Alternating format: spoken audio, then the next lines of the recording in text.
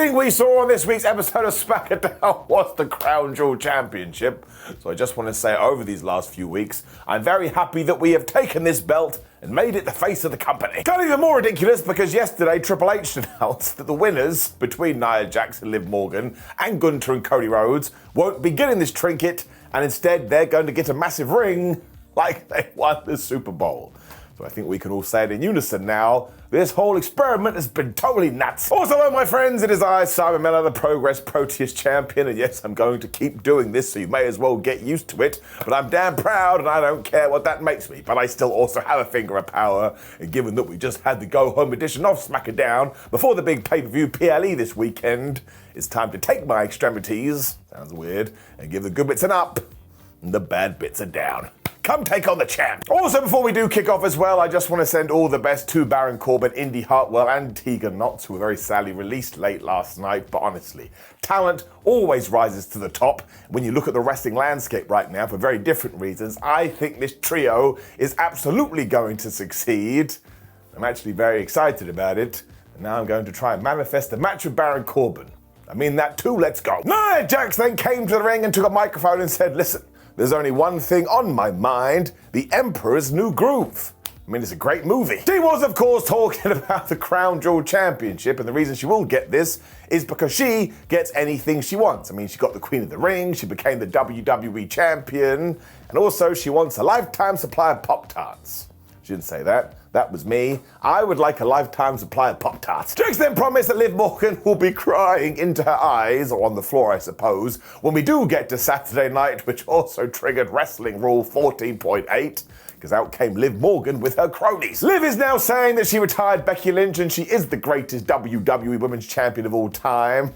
Also, it's all thanks to her gorgeous man, also known as Dominic Mysterio, and his moustache. Morgan also reminded Nia that the last time they did fight, Liv got the victory. That's a bit like, Morgan, I probably would have started there if I were you. Not that, hey, look at my boyfriend, he's hot. We then threw Wrestling Rules out the window because Tiffany Stratton just walked to the ring. And my gosh, did she pour fire onto these flames, because she was like, oh, hi, at Crown Jewel, do you know what I'm going to do? I'm going to cash in my Money in the Bank briefcase. And Nia was all about this, obviously. Before Stratton just turned on a dime and she's like, oh, I wouldn't be so confident if I were you, Jaxie baby, because maybe I'll use it and I'll take your title. So all of a sudden on this story, we have just hit fast forward. Like I know last week Nia Jax was hanging out with Candace LeRae, but I just thought that was going to be a little bit of a tease. Tiffany then reiterated that she hasn't made a decision, but both you guys are pissing me off when she said, hey Liv, if I cash in on you, do I get Dominic as well? So now she's acting like a weird customer at a car dealership. Mysterio totally loved this as well. What a gimmick that guy has when all of a sudden it did break down and everybody started fighting everybody else, with now the big tease being that Tiffany Stratton will cash in and maybe she'll bang Dominic. Don't get mad at me, that's what we said. Really though, it kind of felt like WWE officials had gone, hang on a minute, we've spent a long time talking about Cody and Gunther. I think we should probably give some time to Liv and Nia too. I do really like the idea of Tiffany cashing in though, and I think we should pull the trigger. Although I don't get how this works, because you have to tell the referee who she's going after. I suppose if she wanted to, she could choose the Crown Jewel Championship. I mean, don't do that, but you could. I am going to give it a down though, because again, this felt so last minute. Crown Jewel, as always, just feels like it's in the way. And I suppose we won't get a winner now between Liv and Nia, which is ultimately the best thing. But yeah, just make sure that Tiffany Stratton walks away with one of these belts. It does feel like it is time. While I do like everybody in this and the relationships, like I say, down. When we did get Liv Morgan versus Tiffany Stratton, because again, they had a big old fight. I guess that's kind of a big deal in many ways. It is Raw versus Smackdown. Morgan was whipping ass, I suppose, because she is the champion, when we used the Prime Hydration Station or whatever it's called. But that was being used as a weapon, and nobody seemed to give a damn. Liv then jumped into Mysterio's arms so they could do a nose kiss, and that's a real sentence that came out of my mouth. When they got back in the ring, and Liv was doing pretty well, when Nia Jax, she jumped on the apron, she passed the briefcase to Tiffany Stratton, which didn't work at all, because Morgan then caught her in the most devastating move in all of sports, an attempted surprise roll-up. 1, 2, 3. So I suppose they are friends again, and honestly, you may be going, Simon, you rushed through that match awfully quickly.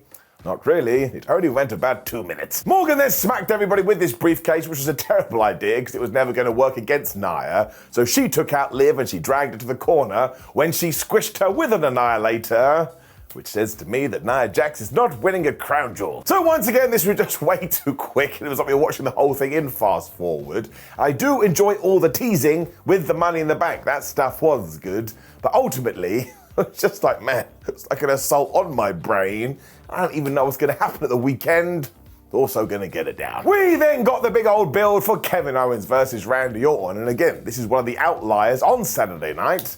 Very excited about this. Owens was in his car too because he's not allowed to come to SmackDown at the moment, and he said, "Randy Orton, why did you do this to me? I don't want to fight you, so anything that does happen has been brought upon yourself." He has always looked up to Randy as well, but now he went and hurt us.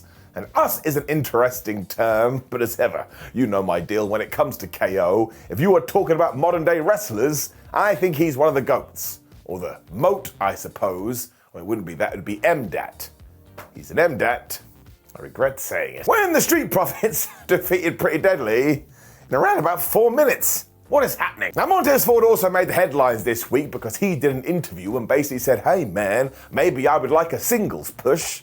So that was very interesting, so once again we must watch this space. I think mostly we are trying to get some teams prepared for the Motor City Machine Guns after they did win the tag team titles last week, and we should do that. Once again, we've kind of lit a fire here, but if you don't pour the aerosol onto it, it's not going to become a big explosion. Pretty Deadly also came out handing flyers for their musical as well, and honestly, it's been months now. I need to see this thing, and I tell you, if you want to put it on pay-per-view, I will put some money down. We also saw Lin-Manuel Miranda, who is a part of Hamilton, in the crowd, so they tried to sell him on their production too. I'm very excited about this, even more so because Pretty Deadly basically used it as a distraction, and they jumped the Street Profits. I was like, that is the most pro wrestling thing I ever saw. Kit Wilson was able to land a DDT, and Elton Prince got some shots in there too. And I think Pretty Deadly forgot that jumping was bad because they jumped at Montez and he used his athleticism to get out the way. Hot tag Angelo Dawkins. He was able to hit his big elbow and splash both his enemies. But I think Pretty Deadly went, wait, we have been watching the show recently, and do you know what has been working very effectively? Distractions, let's do it. Sadly though, B-Fab was watching, and yes, this was just done so she could take Elton and slam him on the floor. Honestly, we need to do more with B-Fab. This is the most she's done since about 1942. It also meant the Street Profits were able to hit their blockbuster finish, which always looks good, and get the 1, 2, 3. So again, I know that the Motor City Machine Guns have set up a match for next week or in a couple of weeks, but let's keep the challenges going. Hopefully we can revive the tag team belts. But again, this could have been longer, but it was still fun, although both teams do need more direction. But I shan't give it a dab. Although actually, tying that into the first match we talked about, I'm also going to give it a down, although for different reasons. Like Liv Morgan and Nia Jax, they have good characters, but at the moment we kind of hit pause, whereas here, well, we just need to do more all round. Tiffany, Stratton and Nia Jax were then talking in the back, and Tiffany was like, I was just joking out there. I promise I will never cash in on you. She's lying. Naomi and Bayley then walked into shot, and Naomi walked up to Nia and said, "Hey, Jax, you better keep that title warm for me." I said, what does that mean? What are you gonna do, Naomi? If you challenge Nia Jax for the title's cold, you're not gonna take it? I call shenanigans, man. What a stupid thing to say. So yes, you could tell this was a tape show, and yes, you could tell we're just trying to get through Crown Jewel. When we did get somewhat of an awkward match, because it was Bayley and Naomi taking on Candace, LeRae and Indi Hartwell, because again, we filmed this last week. Now, once more, wherever Indi goes, she will thrive, because once again, she does totally get it. Although, I think we are going to go straight into the Candace LeRae Bayley feud here, because while they lost, but once again, we have started to tease it. So there was plenty of story beats in here as well, which I did appreciate, especially from the commentators. They were like, please take this away, dear watcher. Naomi has got a lot of wins, and maybe she's headed for that there championship. We then got another jump start, which was the theme of the evening. And once again, irony does come into play. Indi Hartwell looked really good here. In fact, it's the best she's looked for weeks. LeRae soon got the tag and she was able to hit a spinning splash when it proved they had all the momentum in the world because they were able to survive the most powerful force in all of sports entertainment, the commercial break. When we came back from the advert, they were still on top. Hartwell even slammed Candace onto Bayley, which was the point. They were trying to harm her arm when Bells was like, wait a minute, I do have a bunch of ring-sized friends. She used the ring post. Bam! LeRae quickly tagged in, but Naomi got the hotter of the slaps, so she was able to run wild, and she even took LeRae and threw her into the ring apron. And I checked, my friends, that's the hardest part of the ring. Bayley then wanted back in there, so she got the tag, and it was a bit like Bells. I don't think you've recovered yet, but it just goes to show how much they are evolving like Pokemon as a tag team, because Naomi got a sneaky tag, and Candace and Indi didn't realize, but the ref did. And she just let these guys fight. Even Corey Graves on commentary was like, excuse me, official, maybe you should make some noise. So even though LeRae was able to hit the moonsault and probably had Bayley beaten, it did not count. When Naomi went, surprise, she got the hip attack, uno dos tres. So it's one of these matches we'll probably never talk about again, but we have planted the seeds. We can now do Candace and Bayley at some point. And it does feel like Naomi shall challenge Nia Jax, or I suppose Tiffany Stratton, for that championship. Should she win? I don't know. But again, this was fine. And one more time, all the best to Indi Hartwell. I believe. Gonna give it an up. When it was time to do some long entrances, because here came the bloodline. Now Roman Reigns was out first and Jimmy Uso was right beside him, and it was Jimbo that did the talking, because they have a brand new tagline, and that is, we are stronger together. Now he loves Roman, but he understands what we have to do in order to take down Bloodline 2.0, and you, Mr. Tribal Chief, have to squash the beef with Jey Uso. Where the fans started to chant, squash the beef, and to me that just sounds like a very nice dinner. We also have to do this for the fate of the family, so we went all Vin Diesel here, as we also talked about Solo Sikoa, because that man is running wild, and if we don't do something, who the hell knows what's gonna happen? This is when Roman Reigns just stuck his hand out, which apparently means stop talking and give me the microphone. That's a bit like Jimmy. I think you should trust this guy, he's not changed at all. Turns out this is also sign language for the production team though, because Jey Uso's music hit, and my gosh, these fans have been quite quiet all evening, but not here, they went nuts. Thankfully, Jey too was allowed to say all the things that needed to be said. He was like, look, I'm over here because of Solo Sikoa. This is like Star Wars, we've got to save him from the dark side. When Uso was like, nah man, he cost me my Intercontinental title, now I need revenge. So it's still basically Star Wars. He did, however, mention all the emotional damage Roman Reigns had done to him over the years. I was like, thank Flubbins for that. We couldn't just ignore it. For about 2 years, this poor man was emotionally manipulated. That wasn't a phrase, emotionally manipulated. So he only showed up because that's what families do. Let's talk about Fast and the Furious. So here's the deal. He is happy to do what needs to be done, but there ain't no more right-hand man. We are all on the same page, and we stand together as equals. He threw Jimmy into that as well, and he made things very clear with an ultimatum. Even if there is one sign of disrespect,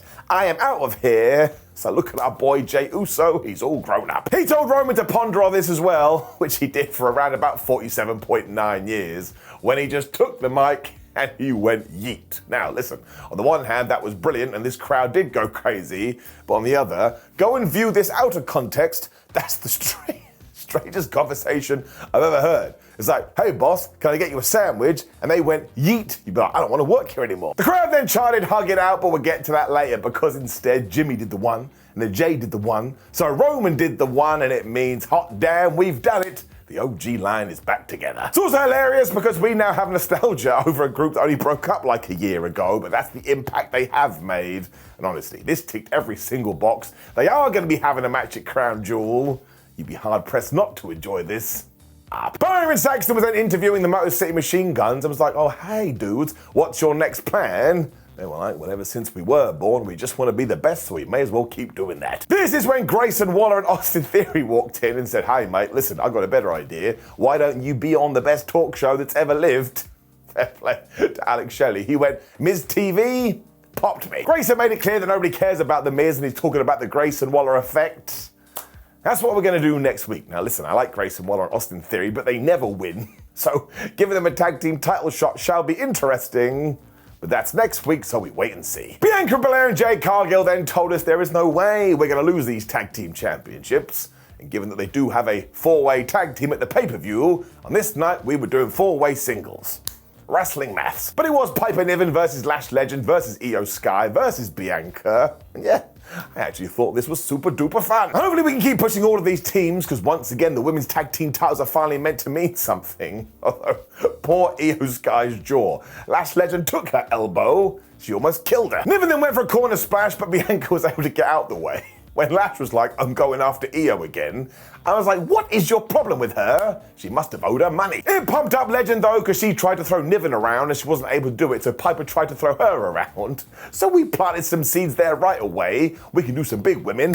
Slapping man meat, or woman meat I should say. Got my old catchphrase confused there. I'm into it. Bianca was then able to hit the moonsault as Sky finally was able to wallop Legend when she was going to go for the moonsault too, but she got cut off. This was thanks to Piper Niven. I suppose Bianca wanted to see that move, because she then cut off Piper, so once again it was you go, I go, we all go, and I was having a good time. To prove that, Lash and Piper then threw Bianca into barricade, when I swear, essentially with her eyes, Lash looked at Piper and said, we should go get Io Sky. So they were thumping her again. Sky must have eventually taken a med pack because she was able to hit a big drop kick and the double knees. This was Bianca Belair was also like, oh, I feel better now. I'm gonna go. Because she was hitting mega bombs of power, but that allowed Lash to sneak in and hit her finish, and she would have won if it wasn't for those meddling kids or Chelsea Green. And I guess there's no DQ in a multi-person match. That was pretty good though, because it just goes to show that Lash Legend could have won, and this triggered all the tag team partners to start fighting. And that ended with Jade Cargill looking at Lash, and Lash looking at Jade Cargill. So you know the deal, it's super duper serious now. It also meant that Legend was distracted, so Bianca hit her with the KOD, which did look very impressive, when WWE did their favourite finish, because Io Sky came off the top rope. She essentially moonsaulted onto both of these people when she got rid of Bianca, and she pinned Lash for the 1, 2, 3. But I tell you this crowd went crazy for this. So we're on to something. So once again, just a really entertaining match, and I hope we keep this momentum going. I mean, Damage Control are actually babyfaces now, so good work. Randy Orton and Cody Rhodes then getting ready in the locker room, and they were talking about Kevin Owens and everything else. But the key takeaway, and all you really need to know, is that Randy Orton kept looking at that WWE title. Now it's coming, my friends. Be ready. We also got a video for the three-way at Crown Jewel with LA Knight going, yeah, I don't care what I did last week. And I was like, well, you really probably should have done, Knight. You could have had a one-on-one match, but because of your silliness, now you've got to be in a three-way. Bloodline 2.0 also yelled into the cameras because Solo was like, look at this OG Bloodline. They can't get on with each other. They ain't me, the brand new tribal chief. So come the pay-per-view, everybody's going to acknowledge him. I don't care, man. I really like Solo. I think his character is very entertaining, and I'm pleased to see him doing well. When we got to our WWE Main Event 101, I mean, we ticked the boxes, but it was fine. It was also Randy Orton and Cody Rhodes taking on Gunther and Ludwig Kaiser, so you could see who was going to take the pin here. But at least we let Ludwig shine a little bit, but I tell you, eventually he does need to get some wins. We got a light of fire under him. Now, Gunther and Cody did fight for a little while to give you a tease when Kaiser got in there and thumped him for a while. And when Cody went for the Cody cutter, do you know why he wasn't able to do it? Because the ring general cut him off. Kaiser then punched Rhodes in the face so many times I thought he was trying to see his brains. And as Rhodes was dead at this point, Gunther got the tag, he came in there. You know the deal. Started to give him some chops. So for all the nonsense, I am excited about seeing them fight later because they just have aura, as 2024 says. When Ludwig tagged back in and he applied the chin lock, I was like, oh, what are you doing, Kaiser? Work on the chest, it's red raw. And I think eventually Gunther is going to turn on Ludwig. I can just feel it in my bones. When eventually Cody clotheslined Ludwig, which allowed him to get the hot tag to Randy Orton. I was like, man, if you're an Imperium fan, that's exactly what you didn't want to happen. Randy went crazy with his snap power slam, although he wasn't able to hit his DDT because Gunther cut him off. So I was like, all right, I'm just going to do it to you instead. And he did. We were then going to get an RKO, but Gunther was able to stop that as well, when essentially Cody tagged back in, Ludwig Kaiser tagged back in, and we got the Cody cutter, and we got the RKO, and then we got the crossroads. There was one tease when he tried, but he wasn't able to do it. Then he got it anyway. 1, 2, 3. You know, it was fine. As we've already said, it was exactly what you could have predicted. Now the major twist here is right after this, as the babyfaces were celebrating, Kevin Owens turned up to SmackDown, and he was meant to be banned, and he smashed the absolute shit out of Randy with a chair. Now maybe, just maybe, Cody was going to do something, but we will never know, because Gunther arrived, and he choked him. So yes, once again, this is exactly what you could have expected, but it does make Crown Jewel very interesting, mostly because I do want to see what we do with Randy Orton and Kevin Owens, because let's face it, if you throw everything into a prediction pot, I think Kevin Owens should win. We watch this space. I am going to give it an up though, because again, it was enjoyable enough, and I'll give SmackDown overall an up as well, although I know I keep saying this, but it's the only way to sum up my thoughts. Crown Jewel, apart from a few matches, does just kind of feel like it's in the way a little bit. So we'll see what happens when we get to Raw. What's going to happen? Because wrestling never stops. Now, of course, please do leave me a comment below and let me know what you thought about last night's episode of SmackDown. Like the video, share the video, and subscribe. And click the video on the screen to get my thoughts for Raw. And of course, I'll see you tomorrow to up those downs for Crown Jewel. I've already said it. I can't say it again, so I'll say something random. Potatoes. Goodbye.